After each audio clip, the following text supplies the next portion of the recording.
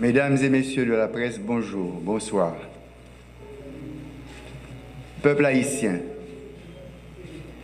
mes chers compatriotes, il y a environ 6 mois, le Conseil présidentiel de transition a prêté serment dans un contexte de confusion, de stagnation et de vide institutionnel qui faisait planer le doute sur le futur de ce pays que nous chérissons tous.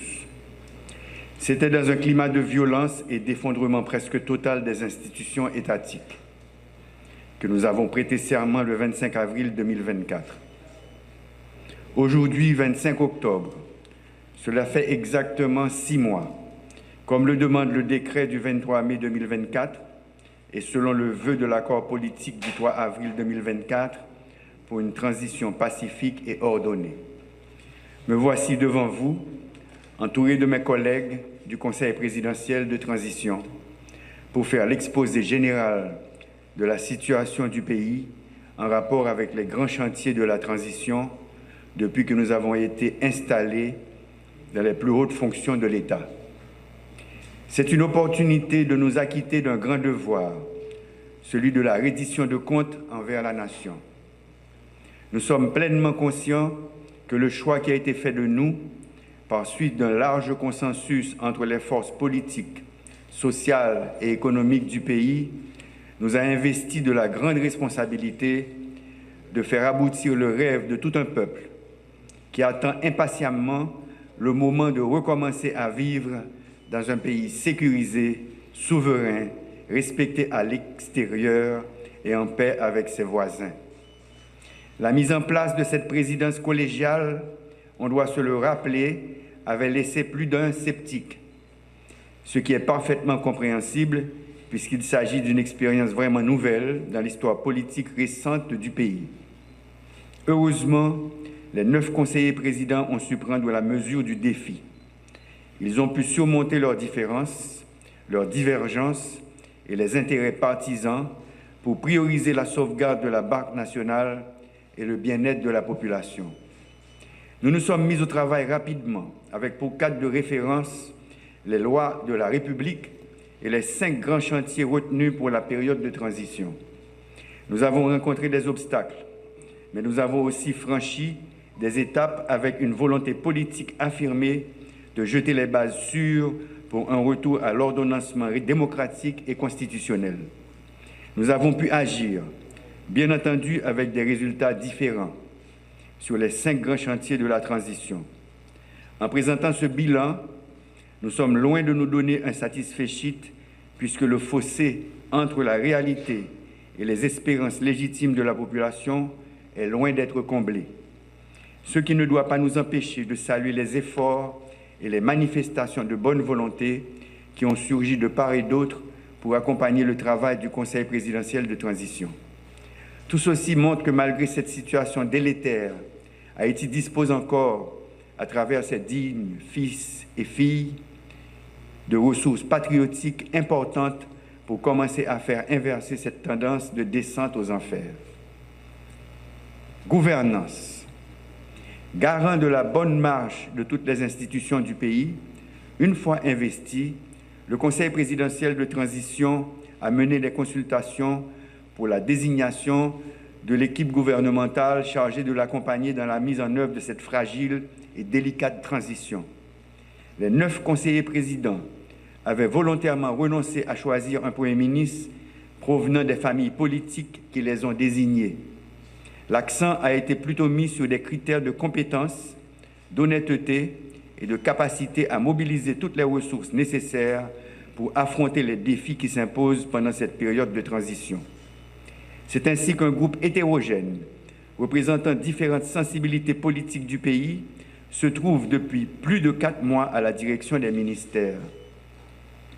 Nous ne cesserons jamais de remercier ces honorables citoyennes et citoyens qui ont répondu à l'appel et ont accepté de se mettre au service de la patrie dans un contexte difficile. Nous saluons leur dévouement tout en les encourageant à plus de cohésion, plus d'engagement et de concertation pour répondre aux besoins urgents de la population. Il reste encore beaucoup à faire pour redonner espoir. Nous devons agir bien et agir vite. Il y a des souffrances qui ne peuvent plus attendre.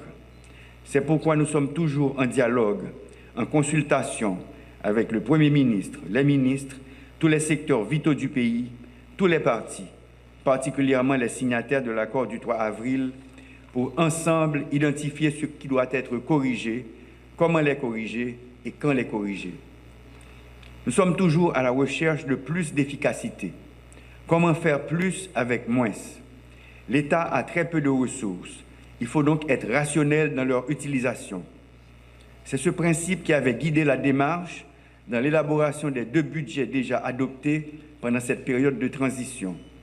Je fais référence au budget rectificatif 2023-2024 et au budget de l'année fiscale 2024-2025 qui vient de commencer. Nous prêtons attention à l'efficacité et à la raison d'être de plusieurs institutions de l'État, toujours dans un souci de rationaliser les dépenses et l'utilisation des matériels acquis grâce à l'argent de vos taxes.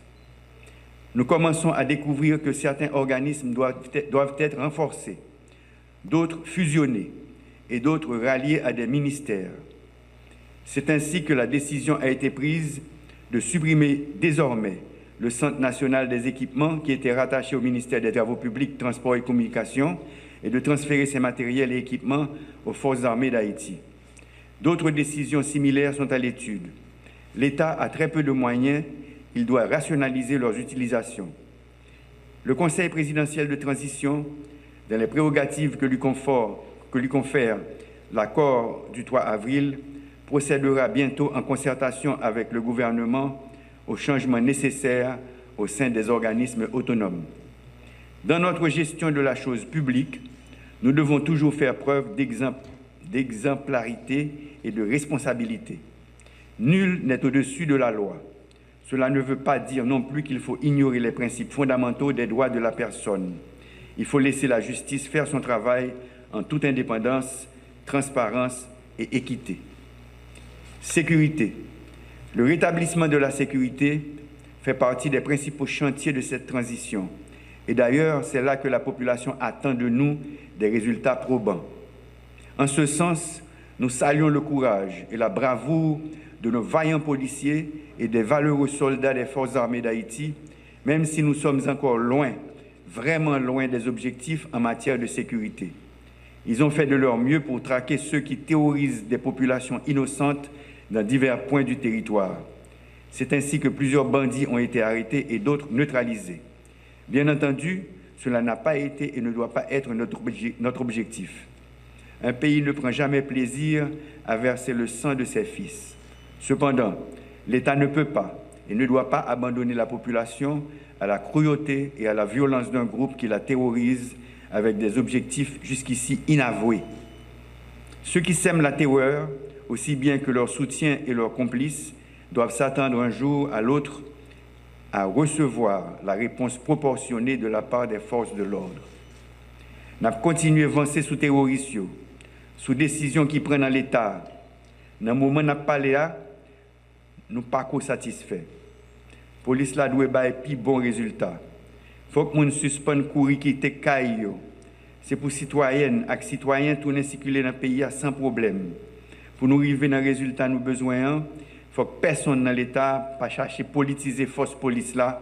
Comme la police là, doit travailler en principe avec professionnalisme. Nous travaillons pour force l'ordre renforcer plus. C'est comme ça que je vais informer le pays.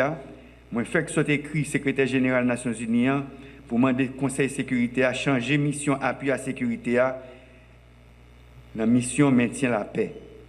C'est une façon pour force l'ordre de joindre plus bon support pour côté amis nous dans la communauté internationale. L'état d'urgence qui était déclaré qui était 8 mai, il est toujours qu'un.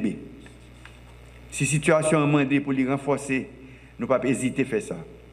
Nous travaillons tout pour mettre camper le Conseil national de sécurité Jean-Accord 3 avril l'a demandé ça. Pour ça qui concerne l'armée d'Haïti, c'est un gros pilier dans le système de sécurité pays. Soldats l'armée coup de main dans quoi paix et sécurité qui aujourd'hui c'est plus gros malheur pays. Mais l'armée a besoin pour le grandir toujours. Comme ça, le conseil présidentiel là, est arrivé mettre l'autre général en tête de l'armée. Nous avons tout profité faire un passé dans l'état-major. Corps pour renforcer plus. Objectif là, c'est pendant la période de transition, permettre un total de 2500 jeunes, filles et jeunes garçons, viennent ajouter sous effectif la MESA. Ça m'a demandé pour nous faire dépenses dans l'infrastructure tant que caserne, tant que centre de formation. Pendant le jour, le Conseil présidentiel travaille sur toute nécessité qui vient là. Mais tout, il faut que les gens qui sont dans la MEA connaissent, ils ne peuvent pas tourner faire erreur de temps en temps. La MEA, c'est une institution qui est là pour défendre ce territoire. C'est une grosse honte pour tout corps, une grosse déception pour le pays qui a espoir dans le ça. Les politiciens veulent faire le tourner, ils ont des âmes pour satisfaire l'ambition paille. Justice. Compatriotes, pendant le mois qui sont passés là, le Conseil présidentiel travaille en pile sur le dossier pouvoir judiciaire. Le pays nous rêve à pas faire sans une justice jam. Si nous voulons qu'il y ait violence, il faut que la justice la renforce. Il faut que le tribunal fonctionne. Il faut que le juge fait travail avec conscience. Sans passe pour qui. Le Conseil présidentiel, là, depuis qu'il est installé, il prend une décision pour que la justice l'arrêter indépendant. Pendant le mois qui sont passés là, pas de juge ni officier judiciaire qui a dit qu'il recevoir pression et menace de côté pouvoir. Nous voulons pour ça continuer, nous avons en pile pour ça. Avec recommandation du Conseil pouvoir judiciaire, le Conseil présidentiel a pris la commission pour 84 magistrats pour divers tribunaux dans le pays. Gagné, c'est mandat qui renouvelé. L'autre, c'est promotion qui joignent. Il faut que moi dis nous, ça fait après vérification, après vetting, tous ces juges qui étaient dans le passé sans problème, étape certification. Nous félicitons pendant que nous demandons qu'il y ait dignité caractère, continuer le travail sans faire passe pour qui. Justice là doit être indépendant, mais tout, il faut que tout citoyen qui a besoin de justice là, qui a besoin de justice sans casser tête. Ça veut dire l'accès à la justice là, c'est un droit grandette majeur, tout le monde gagne. Il n'est pas possible pour les gens de passer en pile l'année dans la prison sans qu'ils n'aient pas de chance de passer devant le juge. Il n'est pas possible pour les gens obligés de quitter la zone là, dépenser en pile l'argent juste pour arriver côté un juge. C'est pour ça que le Conseil présidentiel de transition a pris une grosse décision d'ouvrir 5 nouveaux tribunaux dans l'arrondissement qui n'a pas de gagner. Je cite le tribunal première instance dans l'Imbé, tribunal première instance dans Ville-Wanamet, tribunal première instance dans Jean Rabel, tribunal première instance dans Beladé. Citoyens sous île la Gonave, pas besoin de Jean Bélamer pour venir régler les affaires de justice. Ville en Sagalais, il y a un tribunal première instance Palitou. Je vais annoncer nous. Jean ça prévoit dans l'accord 3 avril là, Conseil présidentiel là a temps mis sous pied commission qui pourra organiser réforme système pénal pays. Haïti c'est côté système pénal là a fonctionné avec loi qui plus ancien. Monde là évolué. Société a évolué. Faut que justice là évolue tout. Nous remercions les citoyens qui acceptent de participer dans la commission qui a une responsabilité pour faire l'état de recommandation pour justice là améliorer. Nous avons choisi, c'est les gens qui ont un pile compétences. Ils ont un temps à travailler sur un pile projet de décret. Avant longtemps, le conseil municipal pour pencher sur le projet de décret.